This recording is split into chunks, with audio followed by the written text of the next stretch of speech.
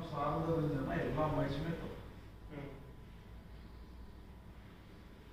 அந்த இயல்பு வந்து மாறாதுன்ற மாதிரி ஒரு நம்ம நல்ல வெங்கடேஷ் சொல்றாங்க. அவர் சொல்றாரு, நீங்க வந்து வெளியில வந்து முயற்சி பண்ணி தான் அவங்க கோவப்படுற இதா இருக்கிற அது வந்து நம்ம வெளியில வந்து முயற்சி பண்ணி தான் அதை பண்ணணுன்ற மாதிரி சொல்றாரு. ஆனா நம்ம இதுல வந்து பாத்தீங்கன்னா இயல்புகள் ஆட்டோமேட்டிக் எல்லாமே மாறிக்கிட்டே தான் இருக்கு. அதை பத்தி நீங்க என்ன நினைக்கிறீங்க? இயல்பு வந்து மாறி இருக்கும் மாறவங்களுக்கு தெரியும், உள்ள எப்படி இருக்கே நமக்கு தெரியாதுல்ல. இல்லைங்க, எப்படி தெரியும்னா முன்னாடி வந்து நம்ம ரொம்ப கோவக்காரங்க அந்த அளவுக்கு ஒரு எமோஷன் வந்து அந்த அளவுக்கு வர்றதில்ல. ஒண்ணுமே இல்லைன்னு அர்த்தமா? இல்லை, இருந்தாலும் அந்த இன்டென்சிட்டி எல்லாம் கம்மியா இருக்கு இல்லையா? முன்னாடி அளவுக்கு ஒரு கோவக்காரன் அவங்க இருக்கிறது இல்லை அப்படிங்கிற மாதிரி பயமும் இல்லை. கோவப்படும் பொழுது நீங்க கோபமே வந்துன்னா எல்லா நேரத்திலையும் முன்னாலேயுமே கூட இப்பவும் இருந்தாலும் எப்பவும் சரி, கோவப்படும் போது எல்லா நேரமும் ஒரே மாதிரி கோவப்படுவீங்களா? எல்லாத்துக்கும் ஒரே மாதிரி கோவப்படுவீங்களா? அது இல்லைங்க, மாற்றம், அதெல்லாம் மாற்றம் தானே. அப்போ செயல்படுத்துறதுல மாற்றம்.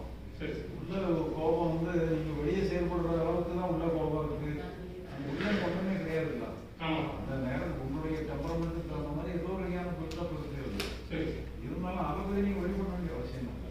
உள்ள கவனம் செயல்ல எப்படி இருக்கணும்னு நீங்க பார்த்தாலும் குறைஞ்சா குறைஞ்சிட்டு போகுது, கூடுனா கூட்டிட்டு போகுது, அதை நீங்க செயல்ல எப்படி ஒழுங்குபடுத்தணும்னு அதை பார்க்கணும். அந்த சமீபத்துல ஒரு ஆடியோ இல்லை, ஏன்னா நம்ம உரையாடல் இதில் போட்டிருக்கீங்களா, அதுல வந்து ஒரு அக்செப்டன்ஸ் வேற ஹேண்ட் ஓவர்னா வேறன்ற மாதிரி ஒன்று சொல்லி நீங்க கொடுத்துருக்கேன். அது ரெண்டு எப்படிங்க அது வித்தியாசப்படுத்துது?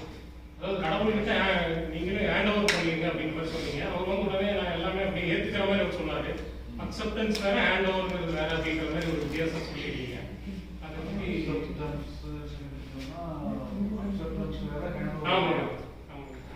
அக்செப்டன்ஸ்னா நாம தான் அக்செப்ட் பண்றோம். ஆமாம், ஹேண்ட் ஓவர்னு சொல்லிட்டோம்னா நம்ம வந்து நம்ம அக்செப்ட் பண்றது கிடையாது. அங்க கொடுத்துருக்கோம், அங்க இறைவன் பொறுப்புல கொடுத்துருக்கோம்.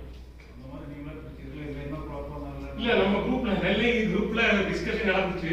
சரி, இதுல வந்து பாஸ்கர் ஏதோ சொல்லிட்டு இருந்தாரு, அக்செப்டன்ஸ்க்கும் இதுக்கு என்ன வித்தியாசங்கிற மாதிரி கேட்டிருந்தாங்க. அப்புறம் நம்ம ராஜசேகர் எல்லாமே வெங்கடேஷ் எல்லாமே சொல்லிட்டு இருந்தாங்க அதை பத்தி. அதனால தான் உங்ககிட்ட கேட்டேன். ஏன்னா நீங்க அந்த கேள்வி கூட உரையாடுறவங்க என்ன சொல்றாங்க கேட்டீங்கன்னா, இது எல்லாமே நீங்க அகமா புறமானே பார்த்துருங்க.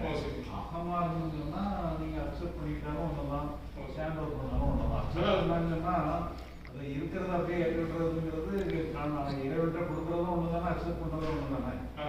நீங்க அதை வந்து மறுப்பா ஒண்ணும் பண்ண போறீங்க. இப்படி இருக்கிறப்பெல்லாம் வேற ஒண்ணு இருக்கணும்னு நினைச்சா தான் நீங்க முயற்சி எங்க தேவைப்படுது.